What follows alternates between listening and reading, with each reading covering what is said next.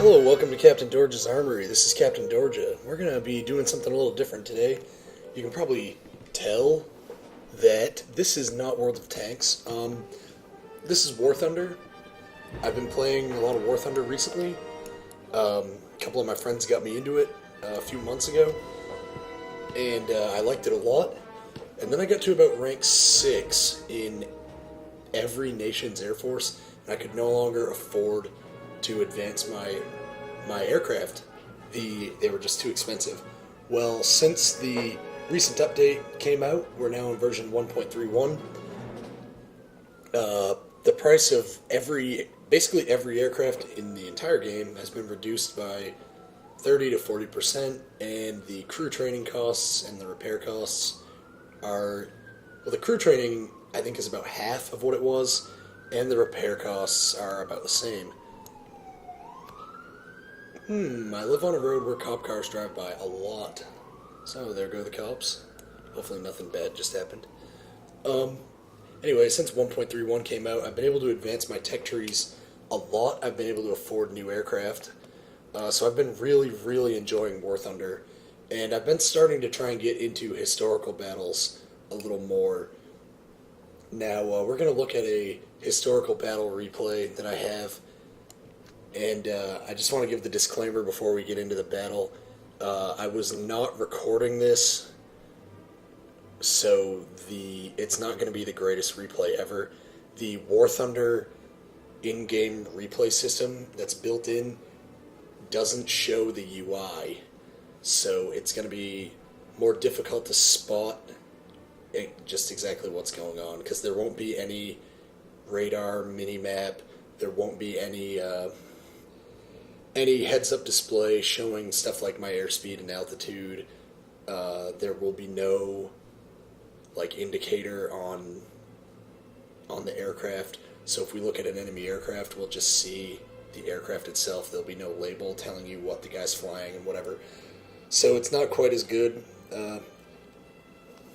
Just to reassure anyone who likes my World of Tanks videos, I'm gonna, at the same time as I upload this, I've got another World of Tanks live commentary that I'm going to upload, and I still have some things that I want to get up there, some impressions videos from the test server, and also some more live commentary, and anytime I have a good game that I think is worth throwing in there, the Tanks content will keep coming. If you like it, it'll keep coming. And also, I have a few War Thunder live commentaries that I want to show, and I think I'm gonna start recording War Thunder battles just in case I get a good one like this. That way, if people are interested in it, we can show those. So I'm going to start up the historical battles replay and hopefully you guys enjoy it. Alright, so here we are in a War Thunder historical battle. I'm flying an aircraft, a German aircraft. It's a Bf-109. It's called the Bf-109 G-2. This is a mid-rank German aircraft. It's rank 9. It's really fun to fly. It features a armament you can see right there on my nose. It features 230 caliber machine guns and a 20mm cannon firing through the propeller hub, which is not the heaviest armament of the game, but it gets the job done, that's for sure. I really like the look of this airplane. I think it's a beautiful airplane. Except for the angular cockpit, I think Bf-109s have very nice lines. My novelty squadron that I made just for myself, there's only 2 members in it, called Tirfon Yellow Aces. So I have yellow lightning bolts on all of my airplanes, and I thought it was kind of clever to put them on this G2. They sort of look like Waffen SS marks, which I thought that was sort of interesting. Now you can see what I mean about there being no user interface showing. I've just taken off from that airstrip down there.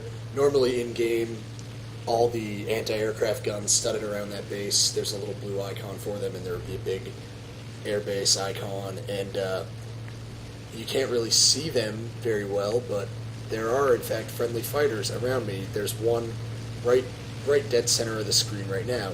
Normally there would be a label attached to that with the aircraft type and the pilot name, just like in World of Tanks with your over-target markers. But unfortunately, in the replay viewer, we don't have any of that. Now, for those of you who aren't very familiar with War Thunder, what we're doing right now is a War Thunder historical battle as opposed to an arcade battle. The differences there is pretty simple. The arcade battles are essentially just like any Battle of World of Tanks that you play, in terms of like realisticness. A lot of the more realistic things in actual air combat are not present in an arcade battle. Like G-forces, you can pull an insane amount of Gs in an arcade battle, and there's really no consequence whatsoever. I've done 18 Gs before in like a flimsy little Japanese dive bomber. I'm pretty sure 18 Gs would wreck the space shuttle. But anyway, historical battles as opposed to arcade, you only get one aircraft, there's no respawning. In arcade battles, anytime you die, you can respawn until you run out of that nation's aircraft. In historical battles, you get one airplane and that's it.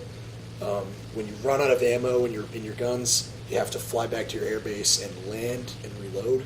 When you have fuel, as your fuel goes down, you have to fly back to your airbase and land. And as you can see, the map is very large. My airbase, you can still see it back there. The enemy airbase is all the way down past that. You can see this map is actually Malta, so down, just off my nose and down to the left there, that's the city of Valletta, the Valletta Grand Harbor. The enemy airstrip is right in front of me, all the way over there, and on this map, that's something like 20 kilometers. I'm just guessing, but it's pretty far. I mean, it might be 30 kilometers. Maybe even 40 kilometers separating these two air bases. So, like, fuel is a big deal. If you get low on fuel, you have to fly back. And as you can see from this replay that we're in, it takes a long time to cover these distances. Now, the first thing that I've done in this match is I've climbed to a very high altitude of about 6 kilometers, because in War Thunder combat, altitude is king. It gives you a lot of flexibility. And you can see now I'm diving. You can't really tell what I'm diving at, but we've spotted aircraft. We've spotted the enemy, and I sight this guy. He is in what's called a Mustang Mark 1A. It's the original version of the P-51 Mustang. And I make a diving attack at him, and as you can see, I didn't shoot him down. I overshot. So I maneuver around again to come in for another attack run. He's diving to try and escape me, and right there he's able to maneuver out of range of my guns, and I don't want to chase him because my aircraft is not very agile in turning sideways, but it is quite good at climbing and vertical maneuvers. So I abandon the chase on the enemy Mustang. You can see some action over there. And what I start doing is I start looping in on the tail of an enemy that I spot down low over here. You can see him in the center of my screen, just off the nose of my aircraft. That is an enemy aircraft that's called a Beaufighter. It's a British twin-engine fighter, and basically I'm able to catch this guy from behind. He's down low, so I can dive on him and build up speed and catch up to him. And while I'm doing this, I was very aware of the fact that the enemy Mustang is back there somewhere. So what I was hoping was that I could dive on this Beaufighter and attack him and kill him quickly while staying far enough away from the Mustang to be safe. Now, my speed has meant that I closed in on the Beaufighter, and to avoid crashing into him, I had to maneuver away. And as I pull out, the enemy Mustang makes his attack on me. And you can see it's pretty difficult to spot the enemy. There's the Mustang. You can see his tracers flying past me. That Mustang carries 420mm cannons. It's a very powerful armament. You can see here I'm maneuvering to avoid his fire. I'm trying to turn because in a high-speed dive, if I turn, I can turn sharper than him while he's in a high-speed maneuver, and it'll make him miss. Now, the high-speed maneuver is ended, so I don't want to be turning horizontally anymore. My plane's not good at that. I want to be doing vertical maneuvers. So you can see there I loop. Right here I derp around a little bit with my rolling, and I accidentally roll the wrong direction. And what I'm trying to do is I'm trying to barrel roll around this Mustang and make him overshoot me, because I know that once this guy engages in a battle of vertical maneuvers, it's just a matter of time before I get his tail. So you can see we're already about even. When the Mustang attacked me, he attacked me from behind. He was in a very, very superior position. But now, as we dive down towards the city of Valletta, I have managed to get behind him by forcing the battle into a battle of vertical maneuvers, something that my plane is very good at, and his plane is not nearly as good at. So as you see, as we dive back down towards the city of Valletta again, towards the fortress of St. Elmo, I am securely on the tail of this enemy Mustang, and after 3 bursts, managed to blow his entire tail off. His plane is now dead. That was a very, very good kill, a difficult kill, well fought for, well earned, and during that one-on-one battle, the Beaufighter that I was attacking earlier succumbed to the damage that I put onto him, and he also crashed as well. And there's a second enemy Beaufighter. I make a gun pass at him and turn around to chase, but the Beaufighter is very, very, very fast in a dive, and the BF-109 G-2 is a reasonably fast aircraft, but nowhere near as fast as a diving Beaufighter. And there you can see another friendly BF-109 chasing that Beaufighter. So I give up the chase, and I strafe a couple of ground targets with my machine guns. Right, so that Beaufighter that I was just chasing, there he is again. He's maneuvered back around towards me, so I'm able to cut in on his tail, avoiding ramming into my friendly BF-109 pilot right there. Nearly collided with that friendly player. So you can see there's the two friendlies chasing this Beaufighter. A lot of shots going into him. And there goes the Beaufighter. His wing just broke off. So I come around to strafe another ground target. Put a couple of bullets into an anti-aircraft gun. You can see an enemy, that's a friendly Dornier DO-217 over there. I'm not sure what that other plane is. That is another friendly Dornier DO-217. They're attacking ground targets with their planes. There's a lot of tracers coming in over there. So right here, right in front of me, I spotted a Spitfire. So the Spitfire doesn't want to go into a head-to-head pass, so that's fine with me. Head-to-head passes are really dangerous for both of us. I get some good damage on him, I get some good hits, but I'm not able to bring him down. And again, maneuvering in the vertical, but in this case, I'm actually slowed down enough that my aircraft is maneuvering very, very poorly, and it was very lucky of me that I was able to regain control and get on the tail of this enemy Spitfire. I'd slowed down to the point where I'd almost totally lost control and it almost crashed. But again, I'm on the tail of the Spitfire, and my cannon just ran out of ammo. So I'm reduced to my 2 7.92mm machine guns, which are still capable of doing damage and bringing down an enemy fighter, but the damage that I can do with them is much less than I can do with my single 20mm cannon. So you can see I'm engaging the Spitfire, and I am hitting him, but I'm really worried about hitting the friendly DO-217. And so I come around on the Spitfire again, get a little too close. So again, I maneuver in the vertical, and the Spitfire turns very tight. Spitfires are incredibly agile. They're very, very good dogfighters. they win their fights by turning in the horizontal direction to get behind people. BF-109s win fights by diving and attacking vertically.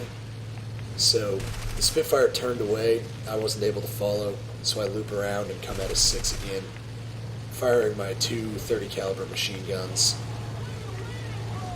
I thought that he was going to crash and was dead right there, so I broke off, and at any rate, my machine guns have run out of ammo. So you can see I'm climbing and I'm heading back towards my base. And the reason why I want to climb as I head back to my base is my altitude gives me options both in the attack and on the defense. But the enemy is down to just 3 aircraft, and they're all being mercilessly hounded by our friendlies. And they're all in the vicinity of the airbase behind me and headed to land. So there are no threats, so I don't really bother climbing up very high as I head back to the airbase. Not only was I completely out of ammo, but I was also getting low on fuel. I was down to about 4 minutes of fuel. So I think it would have... I don't even know if 4 minutes of fuel would have been enough to get back to the airbase. But it doesn't matter, because we're able to destroy the remaining enemy aircraft. And the match ends up being a victory for us. That was a good victory for me, and it was a fun match. And I'm not sure if the battle results screen is going to show in this. I've never watched a War Thunder replay, so we weren't able to see battle results there, which is a little unfortunate. But I do have this event log. Victory in the Operations Malta mission. 121,840 lions received. 133,400 experience received. That is a very, very good reward. And it came about for a couple of reasons. In historical battles, aircraft cost much more to repair, and but you make a lot more money. Silver Lions in War Thunder is the equivalent to credits in World of Tanks, and Golden Eagles are the equivalent to gold. Normally I make about 25,000 lions in a given battle, so 121,000 lions is exceptionally good. Part of that was because I got a battle trophy that was worth 75,000 lions. And also in historical battles, the BF-109 G-2 earns a 260% reward. So that's pretty good. And I was able to get such a high amount of experience because there's a special on War Thunder right now for the 4th of July where you get 5 times experience for the first victory of the day. And that was my first win as the Germans. So I got 5 times experience. Plus, in historical battles, you get additional experience modifier.